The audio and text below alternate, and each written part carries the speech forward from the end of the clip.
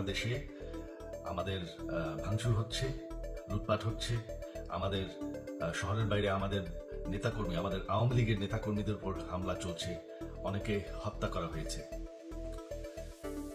এই পরিস্থিতিতে আমি বলতে চাই, আওয়ামী লীগ হচ্ছে বাংলাদেশের সব থেকে পুরাতন গণতান্ত্রিক এবং সব থেকে বড় দল। আওয়ামী লীগ কিন্তু মরে যায়নি। আওয়ামী লীগ এই দেশকে, বাংলাদেশকে স্বাধীন করেছে। আওয়ামী লীগকে শেষ করা সম্ভব না।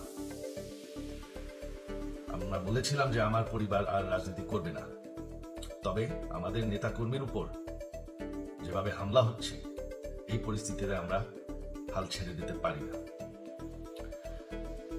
বাংলাদেশে যদি গণতন্ত্র, নতুন বাংলাদেশ গড়ে তুলতে হয়, আওয়ামী লীগ ছাড়া সম্ভব না।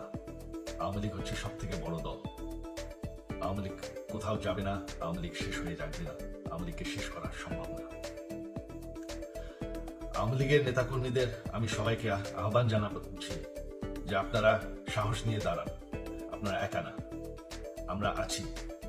বঙ্গবন্ধুর পরিবার কোথাও যায়নি, আমরা আপনাদের সাথে আছি। দেশকে, আমাদের নেতাকর্মীদেরকে, আওয়ামী লীগকে রক্ষা করার জন্য যা প্রয়োজন আমরা করতে প্রস্তুত।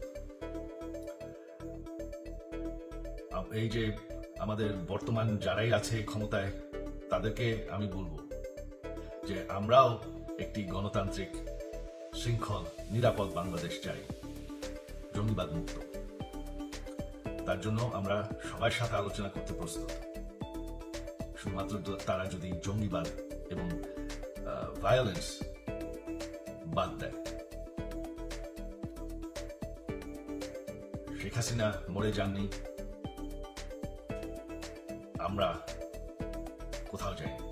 বাংলাদেশ আওয়ামী লীগ ছাড়া গণতন্ত্র, নির্বাচন সম্ভব না।